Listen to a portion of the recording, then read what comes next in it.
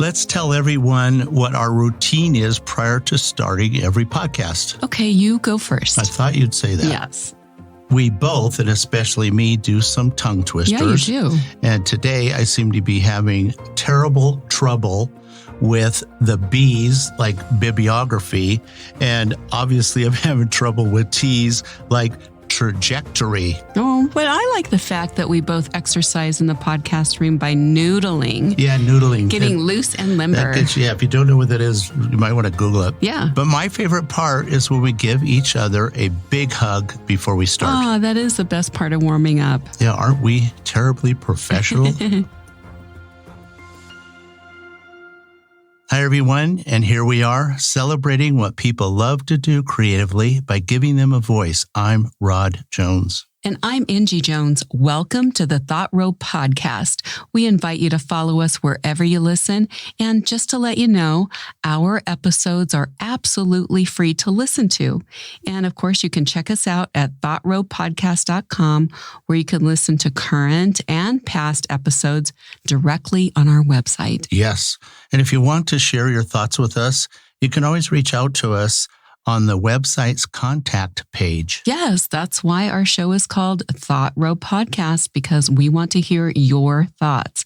You know, we can always learn from one another. Yeah, we sure can. Before I ask you to share your quote, your exciting quote today, who are we featuring on our segment that we call What Are They Up To Now, which is soon going to transition to a shout out that will feature at the end of our program. Well, this week's feature is Maurice Quillinan, and Maurice is an internationally recognized artist and curator.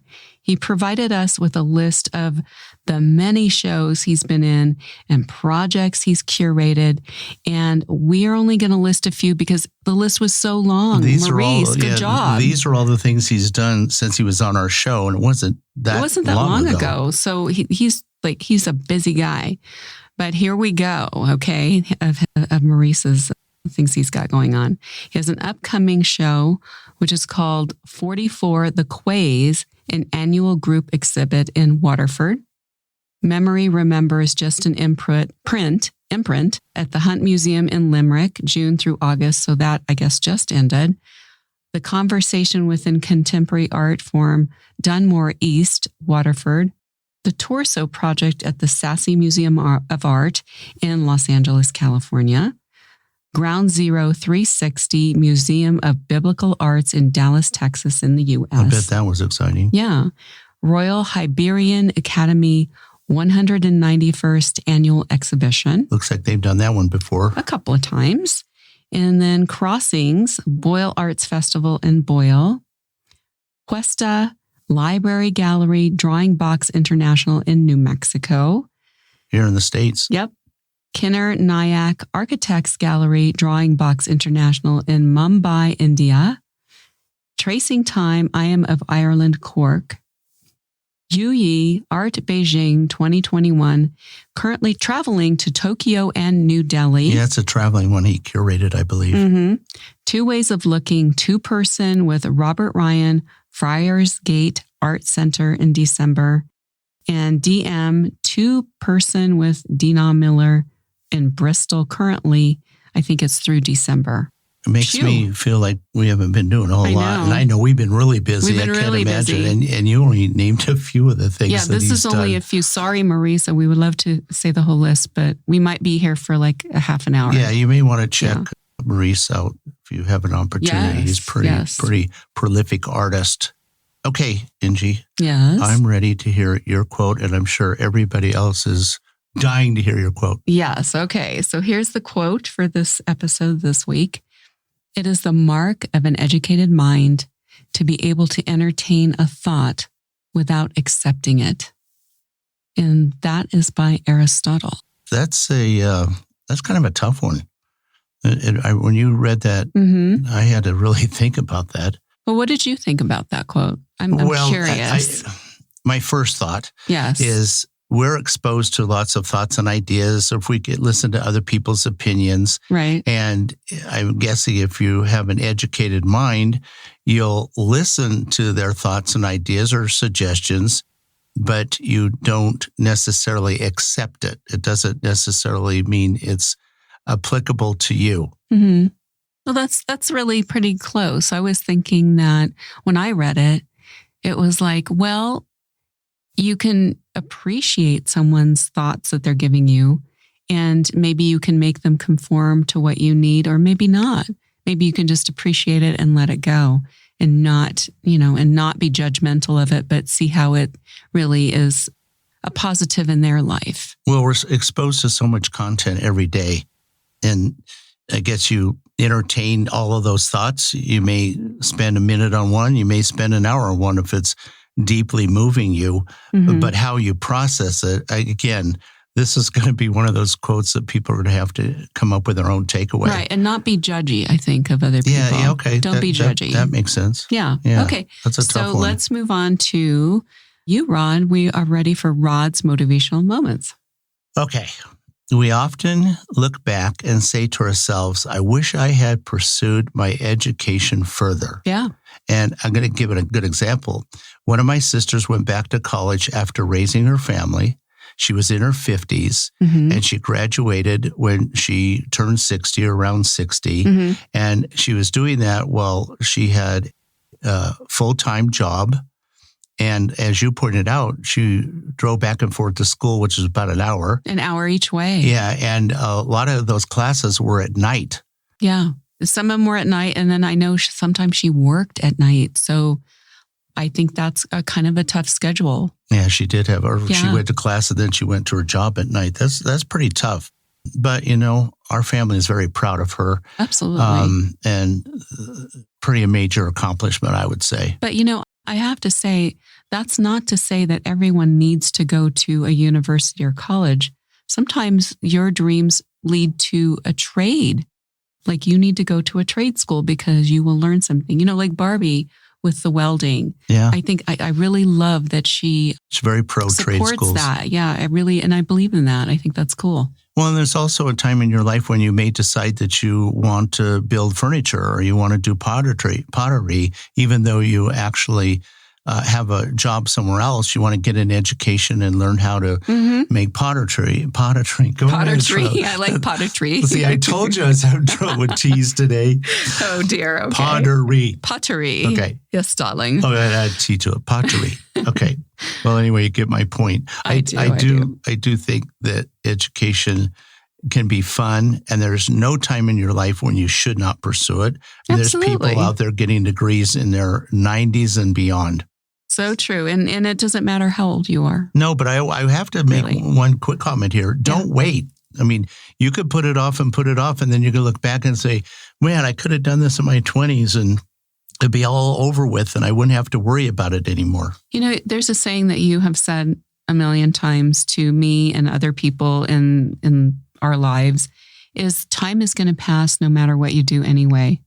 And if you just start, if you want to go to school or if you want to start a course, you just start and then the time's going to pass whether you do it or not. But why not learn something? Why not feel happy with yourself of exploring and learning things? Well, I know you're a firm believer in education. I am. No matter what age, right? No matter what age.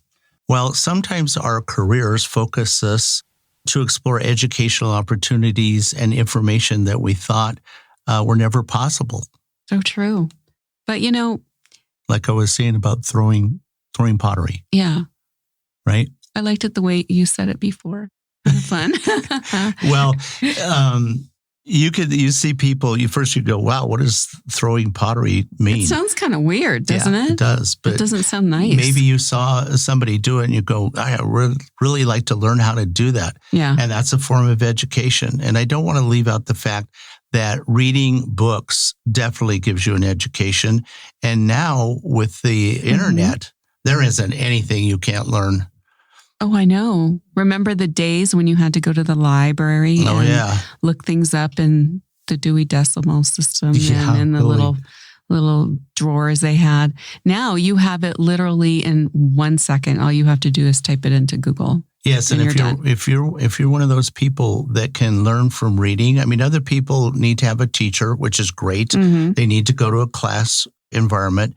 And over this last period of time, that has not been possible. Many people were getting their education, including children, looking at a computer, from Zoom, right? From Zoom. Yeah. And now that's changed and you can get in front of a teacher again. And I think there's some positive things to be said about being in a classroom. If you're going to adult education, you're in a classroom with people that think a lot the same way you do, and you can have some camaraderie there. Very exciting. I think, I guess this is kind of leading to where we're headed, right, with our topic today. We are. And continuing on this topic, like we were talking about, regarding the power of education, our next guest, Manuel Wotsch, who's an entrepreneur and is still currently pursuing his education at the Geneva School of Business in Barcelona, Spain. We're going to be talking with him today. Yeah, I'm looking forward to this one. Yeah.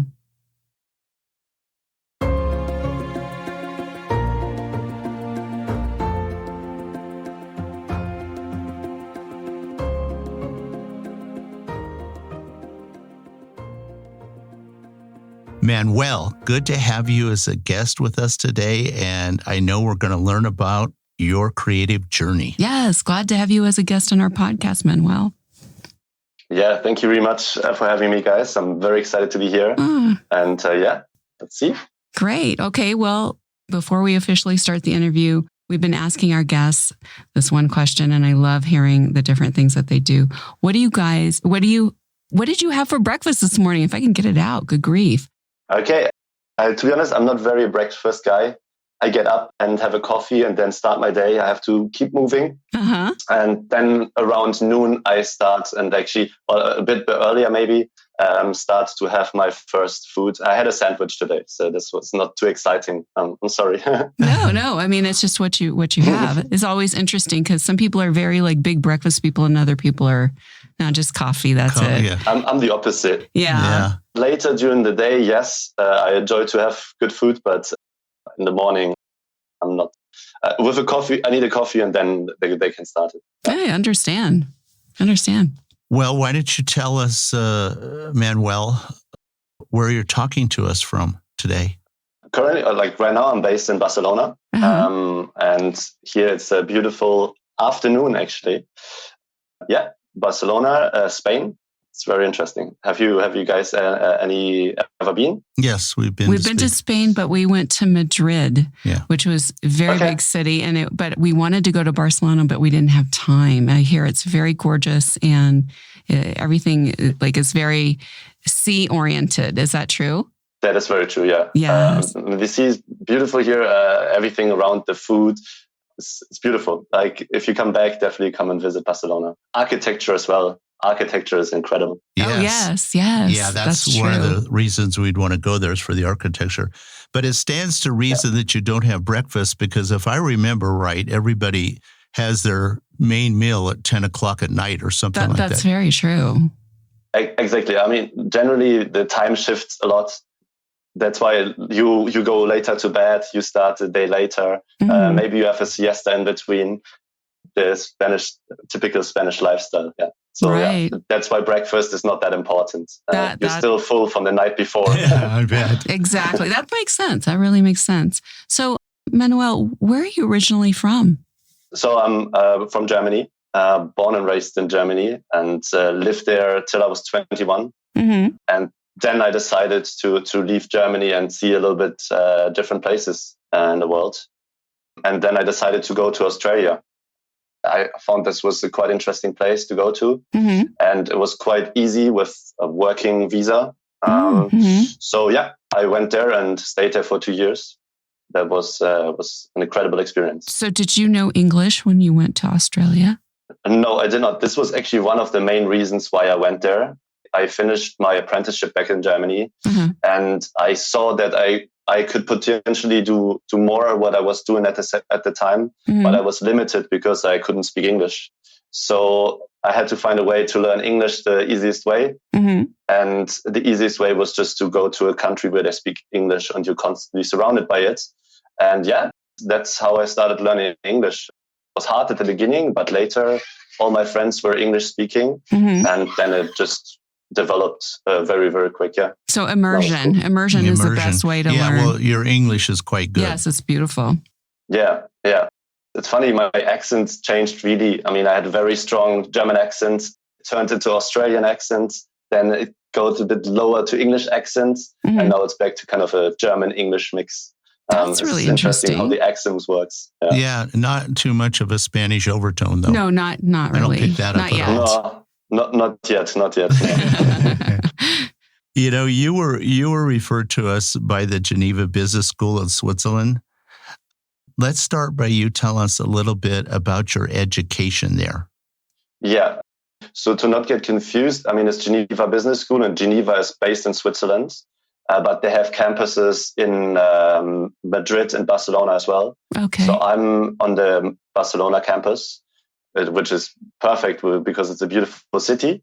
Generally, what I really like about their system and why I enrolled there was that they have industry experts. So all the teachers, all the professors, they actually run their own businesses, or they have their agencies, or they do something in the field they teach. And also it's a very small and limited classes. So we're like 15, 20 people, maybe a bit more in some classes. But you have like a one-to-one talk with the teacher literally every class. And I found this very cool. And that's why I signed up for them. And they're since 2 years. And it's perfect, especially for networking, etc. Yeah, yes. I bet for networking especially. Do you physically go to class then? Yes. Like we had 2 semesters ago when Corona started. Yeah. We switched online straight away. The school adapted in a couple of days, and we had classes online last semester. Then we had already that some people were attending, some people were online, and this semester is mainly online. Yeah, mainly attending. Excuse me. Yeah. Oh, that's nice. So, that worked out for you guys.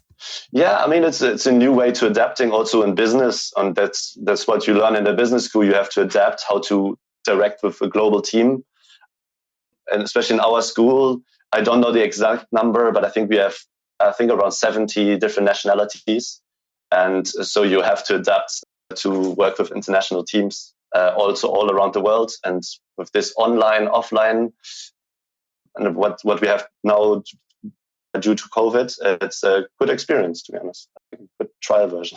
Yeah, it's really teaching you how to be flexible with business and your connections and how to connect. So this is very nice. And how to work in teams with people from other countries. Because, I mean, we learned that as doing a podcast. Yeah, because we're speaking to Manuel in Barcelona. So, yeah.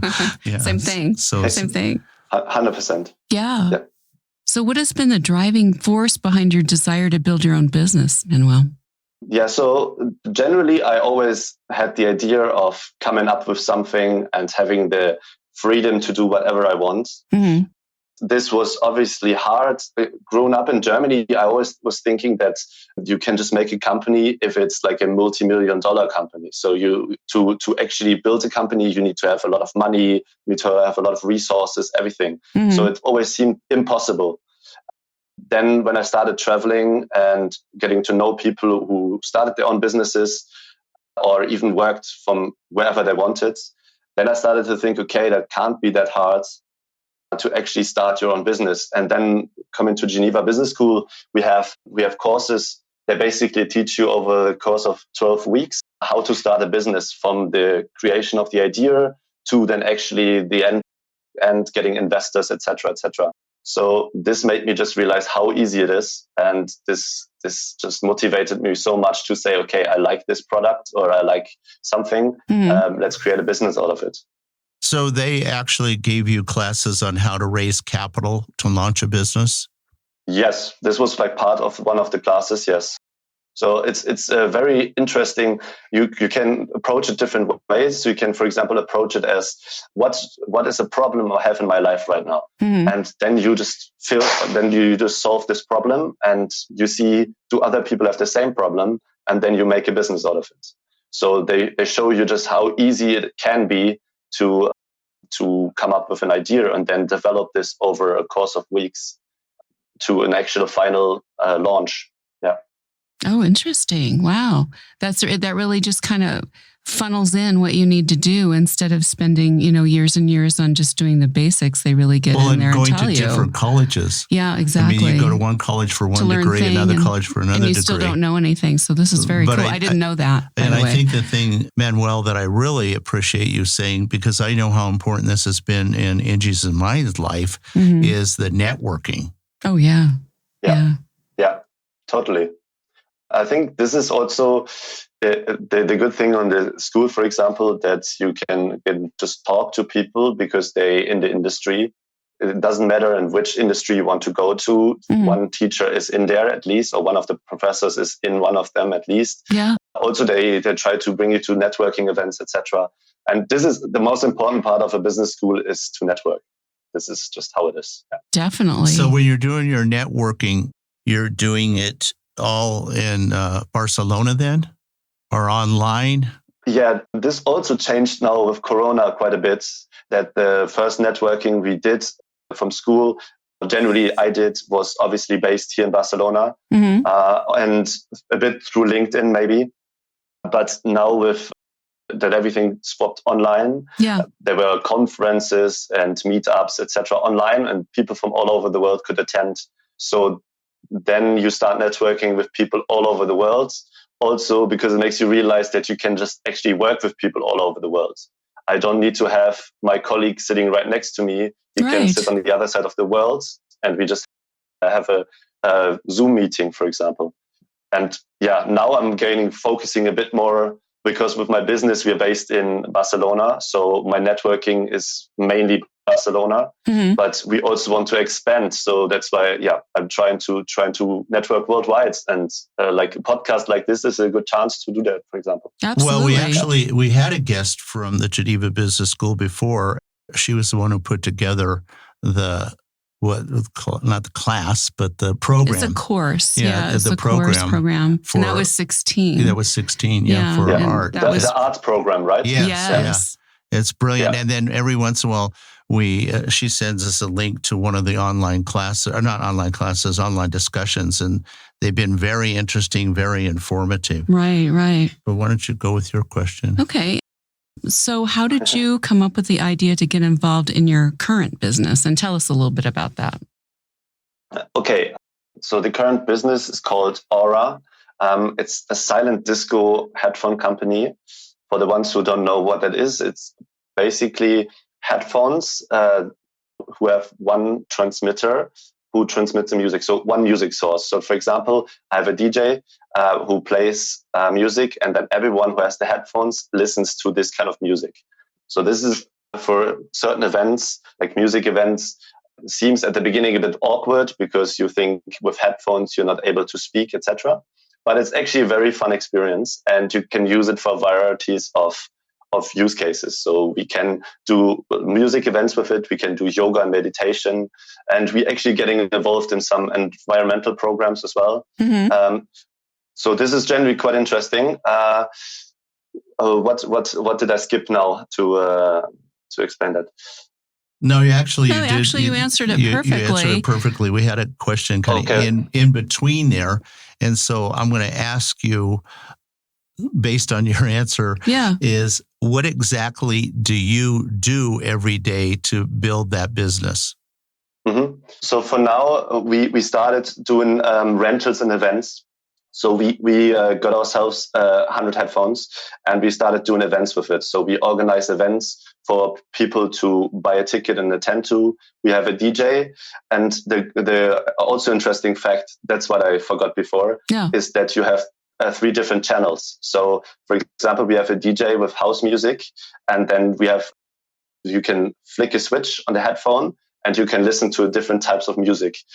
I would compare it a bit like in a car, you have a radio station, and imagine you just have 3 radio stations and you can switch between them. So every car can just choose whatever radio station they listen to. And this is basically the headphones as well. Everyone can switch between 3 stations and listen to the music they like. So everyone basically dances together with the music they like. And then you can obviously go further and do yoga events with it, what we want to do. So this is what the concepts we're developing right now, what people like, what people want to do. So There's a lot coming. And another step is then the selling part, that we actually want to distribute this all over the world, basically. Well, that's a really great concept. Yeah, actually, yes. I'm going to ask you that question. Yeah, Rod had a question. It seems like what you're doing has international appeal or opportunities. It does. Is it your plan? Yeah. I think you already answered that. Is it your plan to offer? That's all right. Offer silent disco in other parts of the world? Yes, like that's definitely the idea. We are a small startup right now, so the idea is ambitious to say we want to go worldwide. But yes, I would say we want to go worldwide. It's a good product. It's good quality. Every customer we have is 100% satisfied. So I think other parts of the world could use it. I mean, it's already used in different parts of the world, but we would like to distribute our headphones and give people the opportunities to have this experience as well. So are you currently offering this service in Spain or only in Spain right now? Yeah, so we are based in Barcelona right now. So we're offering the rental and the event service in Barcelona, just in Barcelona for now. The selling we can already start doing worldwide. We are setting up this infrastructure for it right now, but theoretically we would be able to ship all over the world. Yeah. What is the next country you want to have a presence in? Would be interesting. Me and one other of my partners are German, so it would be quite interesting to enter Germany. Also, logistic wise, it wouldn't be too far away. This would be interesting to be the next country. Yeah. Plus, you could speak the language there, so it'll be so much easier. Yeah, it'll be easier. Yeah. Yeah. No, exactly. This is the idea. But we will see. There's a lot of creative freedom for us. Oh, sure. Yeah. You know, when we talked earlier, when we had our initial conversation, you also told us about another concept that you had for groups that are environmentally conscious and want to clean up beaches and parks that kind of connect with this silent disco. Yeah. Yes. So this could also got inspired a bit from Geneva Business School, that they collaborated for a beach cleanup with a recycling startup called Glück Recycle. And they basically planned the beach cleanup and plogging. So plogging is basically a sport where you run and pick up rubbish at the same time. So jogging and picking up rubbish at the same time. So it's a kind of sporty way of being environmentally friendly. So as I knew that they want to do this, then I just told him or pitched him the idea to do the same just with headphones. So everyone would clean up the beach and would listen to some music and could dance around a bit. And it was successful. This was very, very interesting to see. And now the idea is to do this more often, to do this maybe once, twice a month, to get people together and clean a bit and have a good time and maybe drink a beer together afterwards. That's the idea, just to have it a social thing that people enjoy and do something good for the environment. Really, it sounds like a lot of fun. Is there a kind of like a narrator that tells everybody, okay, this is what we're going to do today. We're all excited and kind of peps everybody up and then starts playing the music. I guess you would call him a disc jockey, right? That'd be a DJ. Yeah. DJ. Yeah, you can. So the option is to connect a microphone to the transmitter. So you could have a microphone and talk to everyone. You could even have the music already in the background, and then like on the attraction parks, etc., that people are shouting in a microphone to motivate people and music is in the background. You can do this. This is definitely an option. This is also used for yoga and meditation classes. Oh, that would be so good. Yeah. In yoga and meditation class, it has the advantage that you can be like 30, 40 people, and the yoga instructor doesn't have to shout. He can or she can just whisper basically in the microphone, and everyone has it very soft on their ears, which is quite good for meditation, especially. Yeah. Oh yeah, for relaxation. I have my marketing hat on, and I know this isn't really good, but that would be a great way to distribute a podcast. Oh yeah, everybody's out on the beach 100%. listening to your podcast. That's right. I guess very cool. Yeah. I guess Manuel, you and I'll have to discuss have a little chat. Yeah, a little chat. Let's talk about this afterwards. Yeah, exactly. That'd be very interesting. So, kind of on maybe a little bit more personal question, how has your business impacted your personal ambitions and growth? Yeah, it's a good question. I think I was always very ambitious, especially over the last few, like after leaving Germany and developing a lot, like personally, through learning a new language, stepping out of my comfort zone, etc. So I think I was always very ambitious, but now I can focus the ambition on a certain direction. For example, that I can say, I want to graduate now from Geneva Business School, and I want to start when I'm graduating full-time in my own startup. And then the startup itself, every project has its own ambition. And yeah, it's maybe not too personal, but I'm very attached to the startup. So I would say that's my personal ambition right now. Mm-hmm. Yeah. Oh, excellent. Yeah. If that makes sense. Yeah. No, it does. No, it does make sense. You created some challenges in your life and you met them and you're proceeding and you're becoming, or you are, I should say, successful at what you're doing. You got a great journey ahead of you. I hope so, yes. Yeah, you really do. I think you really do.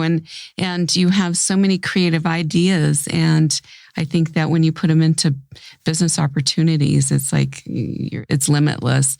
And that kind of leads me to my next question is, do you see yourself developing other business opportunities that you can start or create? I know you have this project going on, but do you have others in the works? Yeah, what are you dreaming about? Yeah, what are you dreaming about? Yeah, it's quite interesting to talk about this. I had a business idea before I started this, and it was about cleaning water.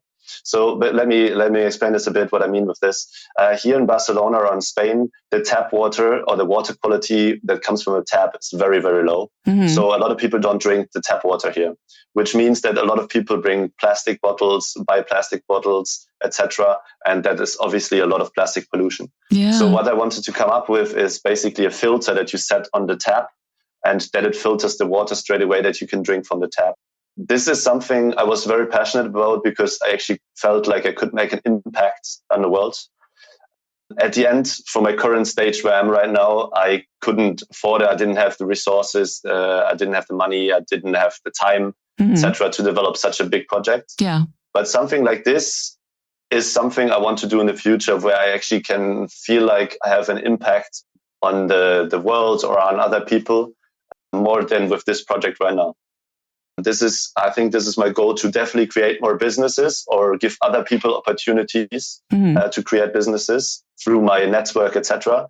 And then the end goal is to have something that actually has a positive impact on the world.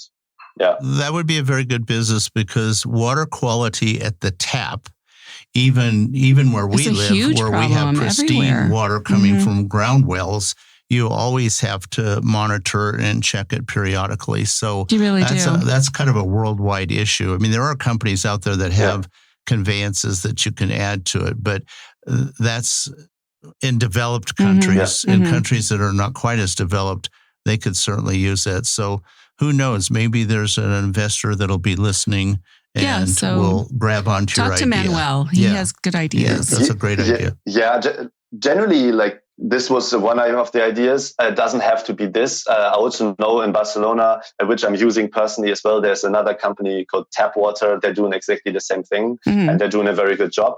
So I'm very happy to support this cause.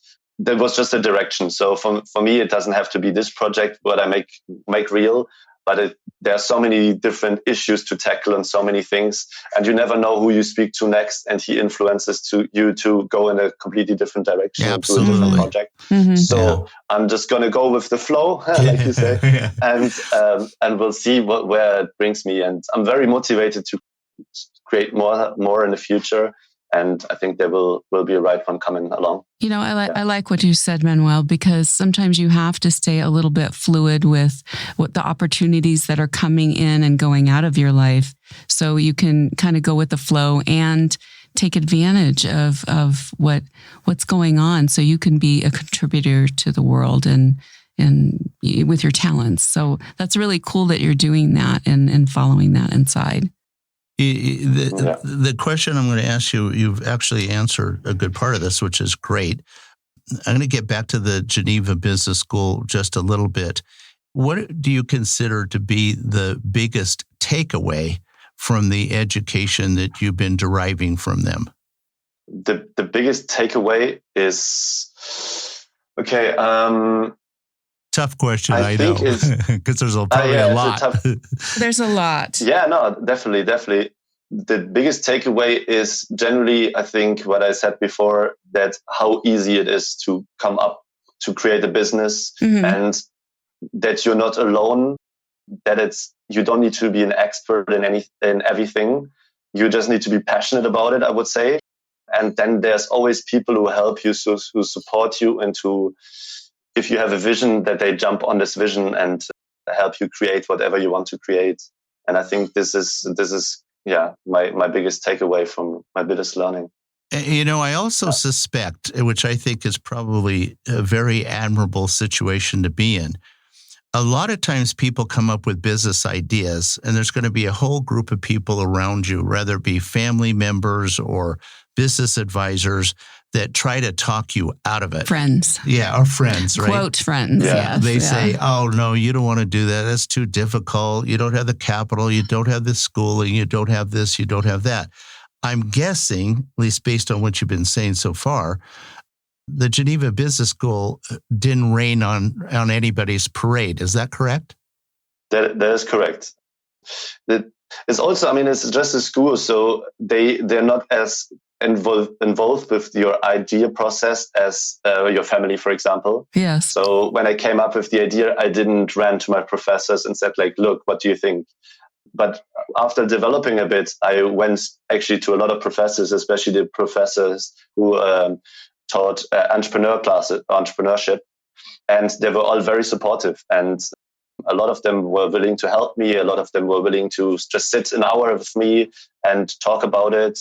And generally, I never got any bad feedback from the school, which was very cool. Yeah, no kidding. That is cool. They sound really motivating, which is nice. I don't generally think that's the case with a lot of business schools. Well, I think a lot of them are not that way. Yeah. Go ahead, Manuel. I said I haven't been to other ones, so I can't compare it. Yes. But I think they're doing a very good job. Yeah, sounds like it. On the other hand, if I can add this quick. Yeah. For example, my parents are quite big critics in a positive way. Uh-huh. So that's I have to come up with a concept, and there has to, from the beginning to the end, it has to be working to convince them that this actually makes sense. And this has actually been a motivator through my, they've never been like very critically, don't get me wrong, but generally I think it was really interesting that I always wanted to give them the whole concept and say like, this works because of this and this and this, but for them to say, okay, like just do it. They generally, they support me with everything I do, but I still have this kind of feeling that I have to make everything perfect for it. And this is a very motivator, and this drives me a lot. Yeah. Mm-hmm. I can see that. Yeah. Well, they're working like your sounding board, right? Where you can tell them, and then they give you an honest feedback. Proof of concept. Yeah, honest. Exactly. Yeah. And this is so the kind of opposite to the school. They just like to have these two sides, that you also need critics, because that I just wanted to say, you also need kind of critics in your life, because otherwise, if everyone just approves of everything, then you're also not going to go far. Yeah, exactly. So what would you tell people that want to go into business for themselves? They've never done this. This is new. Okay. As I said a bit before, you don't need to be an expert in everything. Mm-hmm. You need to have a vision. You need to have an idea. And you need to have an idea how to get there, but you don't need to do every step by yourself. Generally, one thing trying to encourage people around me is just talking about ideas with everyone. I think general concept, generally people think that I don't tell my business idea because people steal it. This basically never happens. So if you have an idea, just talk to people about it. Talk with as many people about it and see what they think, because they could be potentially your customers. That's why you need to get a straightaway feedback from them. And then just do it. There's not much you can do wrong. Depends obviously on the scale and how big it is, but just do it, try it. And if you fail 3, 4, 5 times, then you just go back up and try it again. This is actually something we get encouraged by Geneva Business School a lot as well, that failure is not a failure. This is just a step. Mm-hmm. That's thank you for today. That was nice. That was very motivation. Nice. Yeah, it really I love is. it.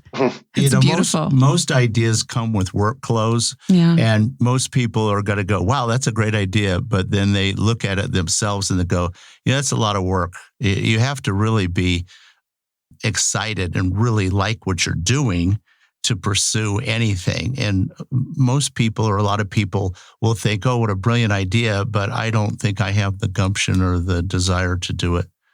I'm going to ask you our tough question. I think it's a tough one.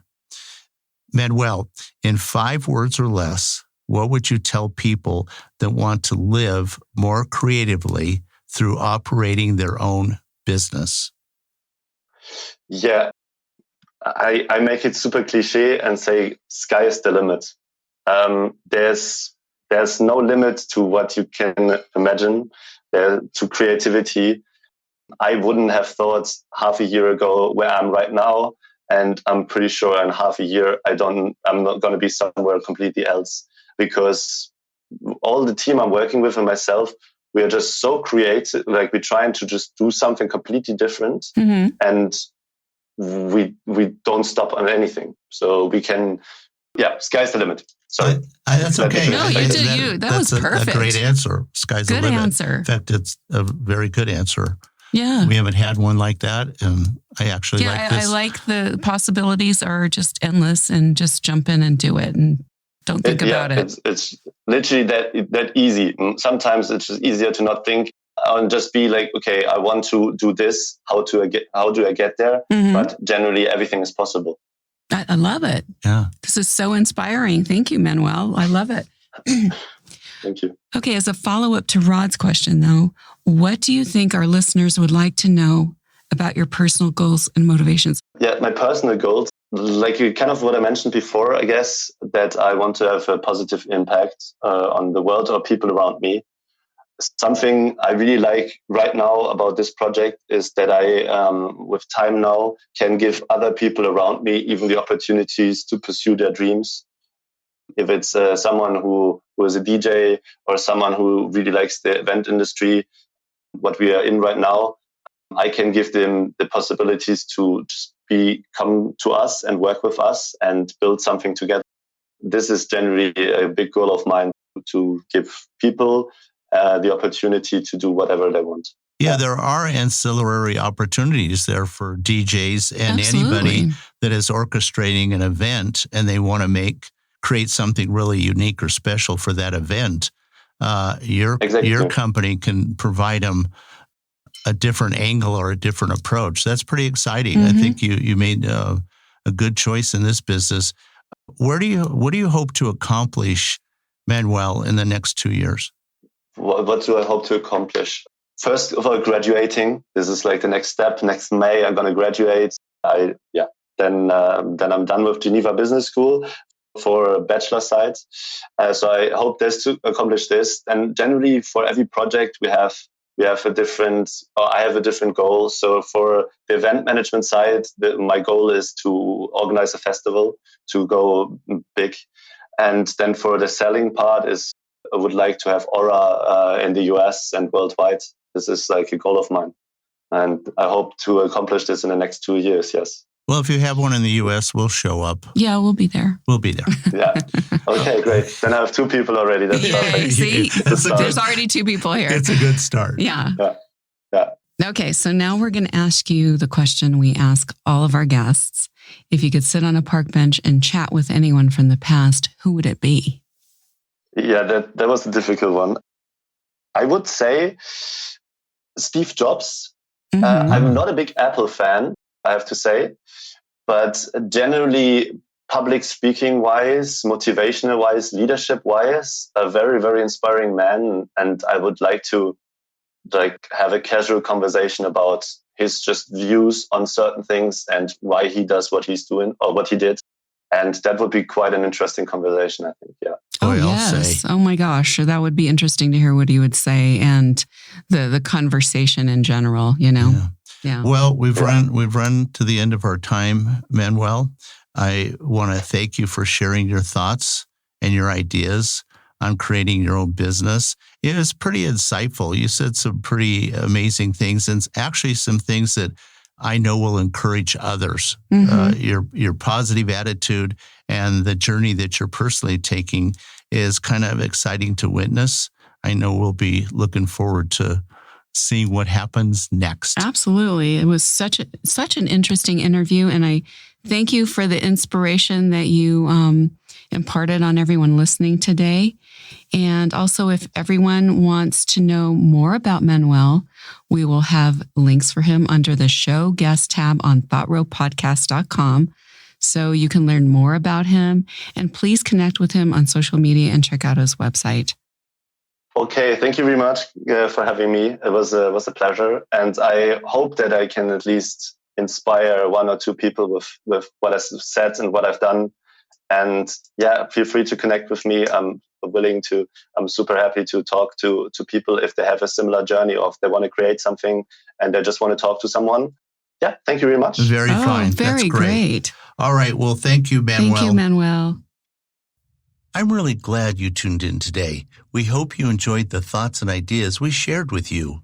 We post a new podcast every week, so remember to subscribe wherever you listen to podcasts so you don't miss an episode.